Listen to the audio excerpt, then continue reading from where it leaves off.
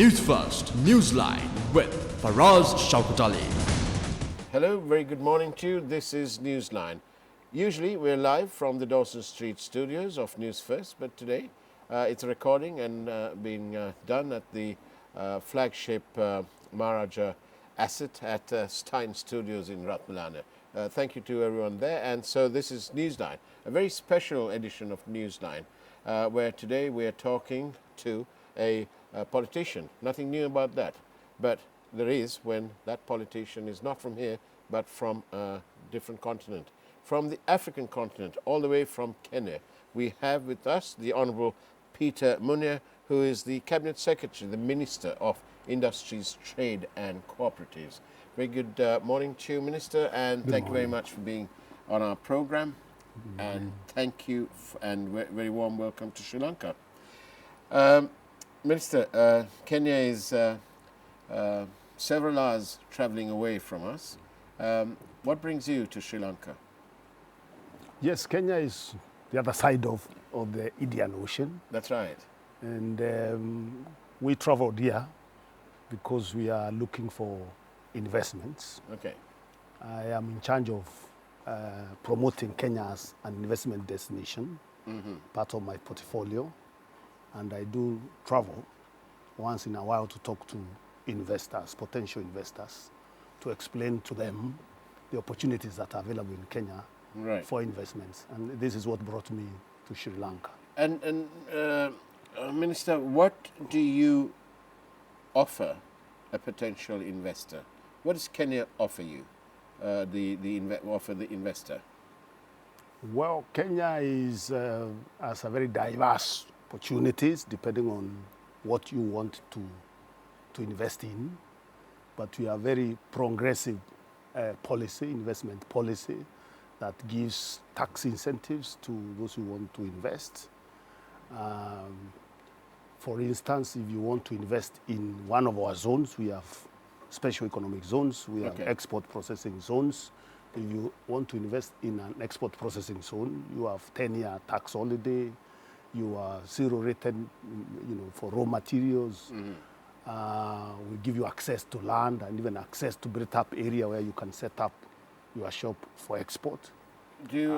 Free ports are big news in Sri Lanka at the moment. Do you have free port over there? We are in the process of building one in Mombasa. We are calling it Dongo Kundu, free zone. Okay. But we don't have what you can call a free port right now. We are in that process. Is it something that the Kenyan government will look at running themselves, or would you sort of let the private sector do that for you? We have mixed. It's going to be a mixed. For Nongokundu, it will be private sector running. Okay. We are also building another port in Lamu, which is one berth is already ready, and we are actually looking for private sector to come and run.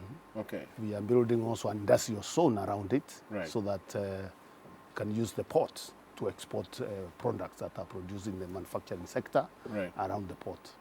So while we have Mombasa and the other ports running normally the way they do, we want those ones to be free zones where private sector can put in their own infrastructure for logistics, for industries, and then be able to access markets across and even access the local market. Right. Minister Munya, when an investor turns up to your country, in fact, when an investor goes anywhere, I suppose, I suppose some of the things they look at, some of the basic things they look at would be a stable policy, a stability of policies, and obviously political stability and security. How would you describe the current political situation in Kenya? Well, Kenya has largely been a very stable democracy since independence, having been doing our elections, successive elections since 1963 when we became independent. And we have been a private sector driven economic model where we invite investments and government supports private investments. We subscribe to all the codes that protect private investors. There is no country, though, without challenges. we've had political challenges, but we have largely remained peaceful and stable. No interruption in terms of instability and conflict. We have had some challenges, disputed elections in the past. Yes. I was waiting for an opening. Yes, a little bit of violence. One of my most enduring memories of democracy in Kenya was when one of your former presidents, the very wonderful Daniel Arap Moi, had an election in which he got people to stand in queues and vote in a queue. Yes, he did. My mind at the time didn't think that was very democratic. No, but it wasn't. It wasn't. He did, and that was a difficult time during our history. Yeah. When we diverted from the democratic path, and there was a struggle. Indeed. And we succeeded. The country succeeded in terms of changing the constitution and entrenching democratic practices. That was an aberration at that time. And looking at that time in Africa, many countries were like that. But from that time, we have consistently practiced. But Kenya on its own is virtually a shining star on the continent of Africa, because by and large, you have been, notwithstanding those little palpitations, you have had a long history of being stable and being inviting to investments and also to tourists. What sort of tourist numbers coming to Kenya now? No, now we have hit around 2 million tourists. There was a time we had a challenge also in tourism in the 90s when we had economic difficulties and political difficulties, and the problem of insecurity because of terrorism. That has largely been addressed. Last year, our tourism numbers increased by more than 30%. Okay. So we are stabilizing. We have also grown even domestic tourism, where the middle class, which is quite large now growing, has also been participating in tourism. So we are a stable tourist destination. And what is the lot of the average Kenyan? Is their lot in life improved in terms of housing? Yes, it did. Life expectancy has improved. In those years or more you were talking about, we were talking about average of 45 years. Now we're talking about very low. Very low. Now we are talking about 65, 70. So we have improved tremendously.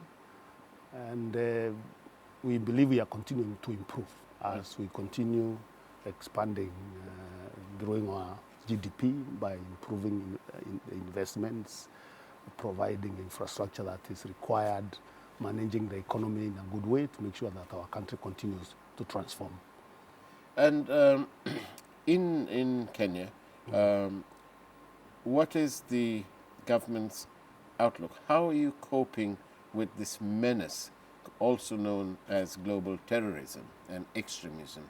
You've had that in your cities at some, not recently, but you've had a problem. How are you coping with that? No, we have had a problem of terrorism, and it's global. There are challenges across. It's a new phenomenon that is affecting many nations, but we have combined intelligence, use of intelligence, proactive citizens, also making sure citizens are aware and able to provide information.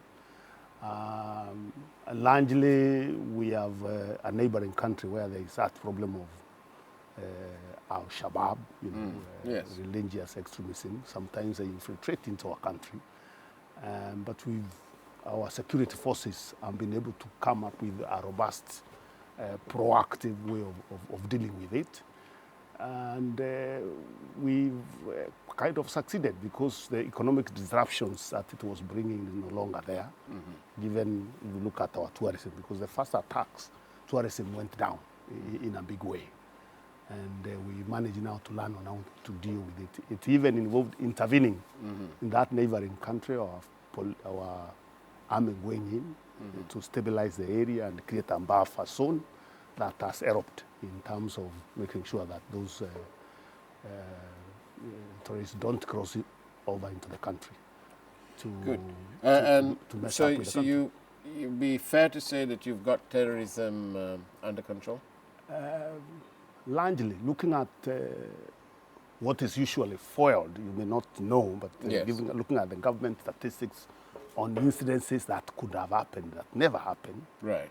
hundreds of them, and we are in control. And is it a homegrown solution that Kenya has done? But or we have always you- say, you have continued to be vigilant, you have to continue to standing the terrorism behavior, you have to continue, it is not something you can say we have succeeded, so we rest. You continue being proactive, learning, and it is largely intelligence driven. It's not the conventional way, it is intelligence driven. And the participation of citizens in the whole strategy is very important. So it's mainly a homegrown solution? No, we wouldn't say that, because terrorism being global, you learn from others, you cooperate with others, you are neighboring countries, you share intelligence with them, you coordinate with them. Even globally, other friendly countries, you work with them. Sometimes you get even information from them. So it is a coordinated global response from the countries but largely within your country, you have to be proactive yourselves and be able to counter terrorism. And Minister, if we can go to what you are responsible for, the Minister of Industries, Trade and Cooperatives, what sort of level of FDI, foreign direct investments, are you attracting at the moment? Kenya is actually number 3 in Africa in terms of volumes of foreign direct investments. But we are number 1 in terms of the diversity of companies that are coming to Kenya. So we are a preferred destination for foreign direct investment because of certain strengths that we have as a country. First of all, we are the biggest economy in East Africa. In fact, if you combine the 6 countries of East Africa, Kenya has half of the GDP of the 150 million people who are in Kenya, Uganda, Rwanda, Tanzania, Burundi, South Sudan. So it's the anchor economy, the dominant economy in that region, with a very strong financial sector, with a highly educated population, with good labor ethics and skills, so that when you come, you don't have to go and do any training, much of the training of the staff. So that has been Kenya quite attractive for investors. And we have also under private sector that is very strong, homegrown, that has even companies that are regional, financial institutions, textiles, manufacturing companies that are also regional. What we are trying to do is to see how we can accelerate that by attracting more. And that's why we are here. And in fact, you'll be surprised, we even have some companies from here. We have a company called Ella, for example, that is already set up in Kenya. So 5 years ago, and has done very well, started with 300 employees. Now it has 4,500 employees. Well, they're obviously doing something right then. The company that is in Kenya. Yeah, and you must be doing something right too. Yes, and looking at their production, half of their production is now in Kenya. I see. We have one of your biggest global companies, very respected MAS, that has already made a decision to invest in Kenya. And right now we are in the process of completing the warehouses in our export processing zone that they'll set up. And it's one of the biggest companies in this country, doing textiles and clothing and producing for big brands across the globe. So we are happy to have that company come to Kenya. Excellent. That's wonderful to know that Sri Lankan entrepreneurship is spreading its wings all around. What we have done to make Kenya attractive, number 1, if you look at our ranking in terms of ease of doing business, we have improved. We are now number 61. 5 years ago, we were number 139. Right. We moved to 81. Now we are number 61. And our ambition is by 2022, we want to go number 50. below, Right. among the countries ranked by the World Bank. Right. So we have done tremendous improvement in terms of making it easy for company to register, having a one-stop shop for any investor who want to invest. We have Does it actually work, the one-stop shop? It does. It's called Kenya Investment Authority, which is under me. Right. And it helps investors when you come. They help you in registration. You can register actually online. If you want to settle in Kenya, you don't have to travel to register a company. You can register online. Then they will help you to get the other certifications you require.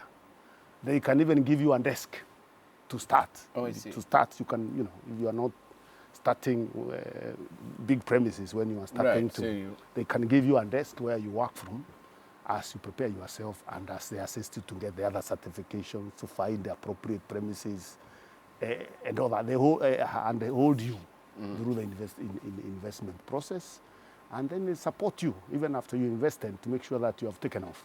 And what about how about land laws? Are you Our land laws are completely liberalized, meaning that anybody can buy land in Kenya. There is no requirement for you to be a citizen to access land in Kenya. So you can. Yeah, in fact, the challenge which we have addressed is in the ease of doing business is quickening the processes of land transactions to make you be able to get title quickly so that your investment takes off. It's not about ownership, it's no longer an issue in Kenya. I see. Just like repatriation of your profits is no longer an issue in Kenya. We don't have any controls. You have no exchange controls? We have no exchange controls. You can invest and get out your money anytime. Are you worried about money laundering? We have been having that challenge, which we have addressed actually, in terms of central bank looking at sources of money, where your money is coming from, explaining sources of your money. Our central bank has been very, very stringent, especially after terrorism came in. I see. Because terrorism, they use money, banks and financial institutions to transfer money and send money. And Kenya is, a leading country in electronic money. You know that, digital money, M-Pesa is home of Kenya. Right. So we have had to change strategy in terms of proactively looking at the source of money. Yeah. That brings some constraints in terms of quickly investing, but it also helps so that you don't have money laundering and illicit money, and even money being channeled to criminal activities in the country. And your central bank who's responsible for your central bank? Is it a standalone unit, or does it come under your Ministry of Finance, or does it come under the President? The central bank is independent. It's an independent body. It is independent. It has a governor and a board that runs it, but it's largely independent, so they don't receive directions. Okay. But they are intended to implement government policy in general, but they are not. Can you phone your governor up and ask him to fix the exchange rate and to hold the rate at a certain level? Absolutely not. Our currency is very stable. Right. And the stability has been brought about by the normal interventions that you do, not printing money or fixing. No.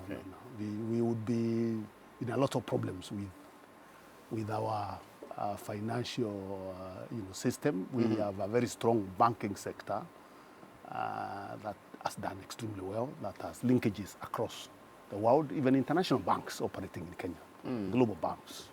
And so we don't control. So it's a jolly good independent central bank. Actually, if you ask me, those days, in Moi's time, that's when there was a small challenge in the 90s, but that largely was dealt with. So we have a completely very strong financial sector that is run the way other financial sectors are run across the globe. Wonderful. And can I just touch on Kenya Airways? Yes. It's your national airline. How is that doing? Kenya Airways has done very well over the years. Actually, it's one of our advantages in terms of making Kenya a hub for investments and also for travel. Right. It's easy to travel from Nairobi to any destinations in Africa. It makes Kenya a regional hub. Yeah. In fact, if you look at all the regional companies and the multinational companies that's what settle in Africa, you see them setting up shop in Kenya. Yeah. And largely because of that connectivity, Because of the connectivity. and the easy way of transacting financial transactions out of Nairobi. Do you know Nairobi is also outside of New York?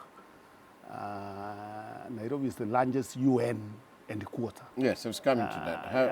And that also brings a big advantage in terms of large expatriate population, making Nairobi very cosmopolitan, making it very attractive for people who want to work there. You know, big companies and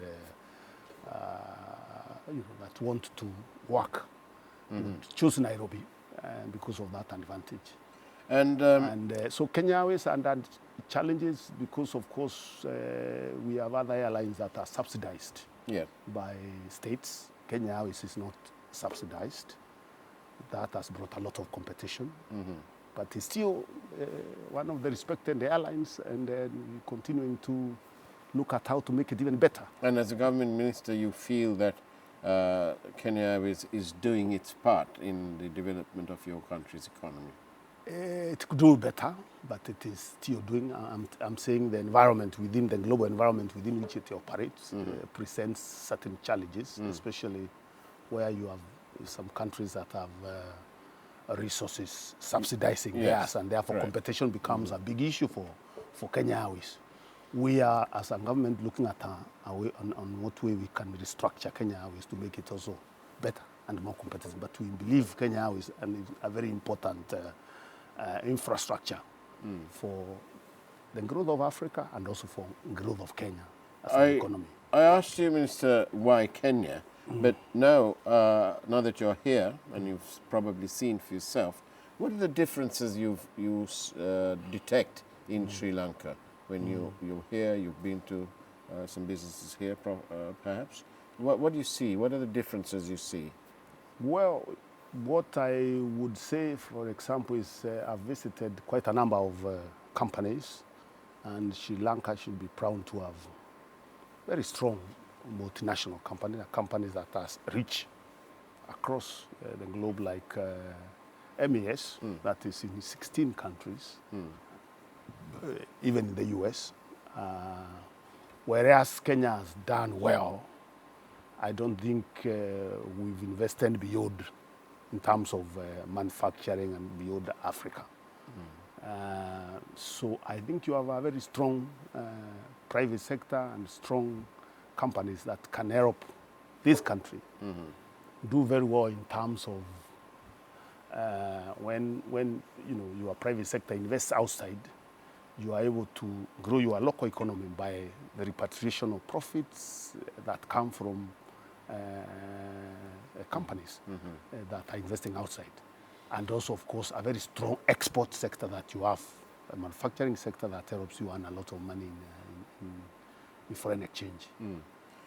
Looking at one of the common products we produce, you produce and we produce, tea. Yes. You have done very well in value addition. Whereas Kenya produces more tea in terms of volumes. Yes. Your earnings are more because you do value addition. We do bulk selling of tea. We have very quality tea that is liked across the world. But what's your own take on that? In Sri Lanka, we are big into protectionism when it comes to Ceylon tea, because our brand they don't allow, apart from a small portion, they don't largely allow blending and so on, and so Sri Lanka tea very proudly is being exported as pure Ceylon tea. But there's an argument going on as to whether we should open it up and allow other countries to come in here and to do blending here. The one side of the argument is that you will downgrade the Ceylon tea brand if you do that. Yeah, and I agree with that argument. because you want to have branded products that have character, your own unique character that can be identified across the world. That is how you want value. Those who produce wine insist it's wine from this locality. In fact, they can go beyond the country and even locate it in a particular geographical location. So that's how you increase your value and wealth. Okay. Now, if you allow too much blending, you lose that identity of your brands, and therefore you may not get the value you require. So you've done well. In fact, that's what we want to learn from for our tea, because our tea is actually used for blending, the way you are saying. Right. You blend other teas across the world, and therefore that value is taken away from the country instead of dropping. And that's why of that disparity in terms of value here, in terms of what you recoup from your tea and what you recoup from our tea. So it would be the wrong model to take if you were to allow liberalize in terms of blending. Products should have origin, identity, and then they compete. Because every geography has its own product. Geographic location is something that is of value, and I think it's not protectionism. It is more of putting in value to provide competition, healthy competition, and I think that's where Kenya needs to go. And as we come to one of the other issues, I maybe end on the same issue of comparison. Yeah. In terms of investments, Kenya is 50 million people, right, and the region is 150 million people. So one of the things you won't lack if you invest in Kenya is labor. Right. Very competitive, affordable labor. That is also, you retain labor very easily. Yeah. Here, because people people are largely employed, it's very difficult to attract people for, especially labor-intensive industries. And therefore, comparing here and Kenya, I would encourage bigger companies that do labor-intensive work here, like those who are in textiles and leather, to consider investing in Kenya. Because then you have dependable labor, you produce at a lower cost, you export premium markets that we have trade agreement like the US, duty-free, Europe, duty-free, and you make your money, and you're able to recoup that investment and bring it back home. Good. It's been wonderful talking to Minister Peter Munya from the Republic of Kenya. We are grateful that you visited our country and made your observations, and we are also absolutely thrilled that you've shared some of what's going on in Kenya. We see a lot of synergies between our countries. I'm happy also to have come. Kenya and Sri Lanka have a history, a shared history. We have even a lot of Sri Lankans actually working in Kenya. Remember, we were under one colonial power. Indeed. And during that time, when we were building a railway, some of your people traveled to Kenya and to Africa to support the building of the railway, and they settled there. So we have a community from here that is linked here. At the risk of being thrown out of the studio, I just need to get one more minute here, because I need to ask you this question. Sometimes we do ask viewers for questions, and we gave them advance notice of this interview. And one question somebody raised was, how important is the English language, and what role has that played in Kenya? Because clearly you got your independence some years after Sri Lanka did. Yeah, the English language as a business language is very important, and it has done Kenya well.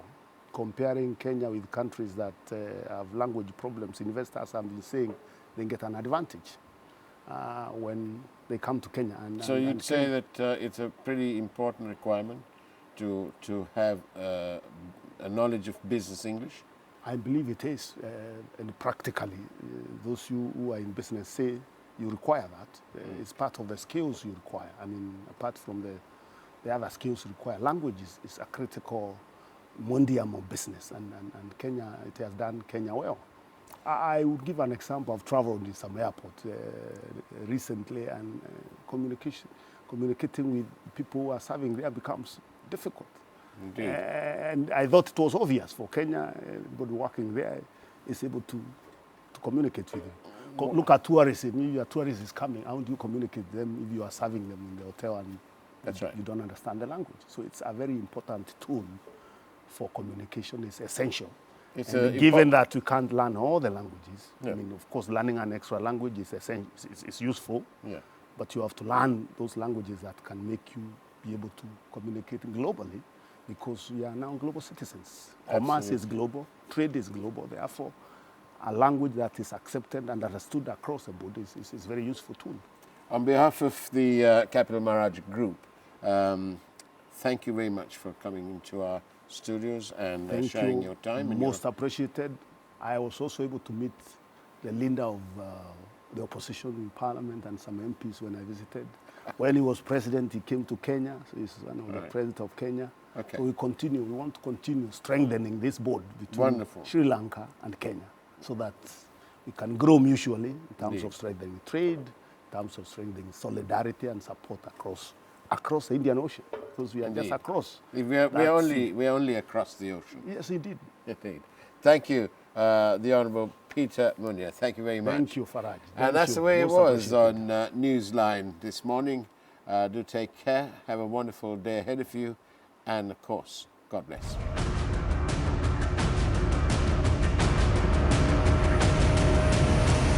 News First, Newsline with Faraz Shaukat Ali.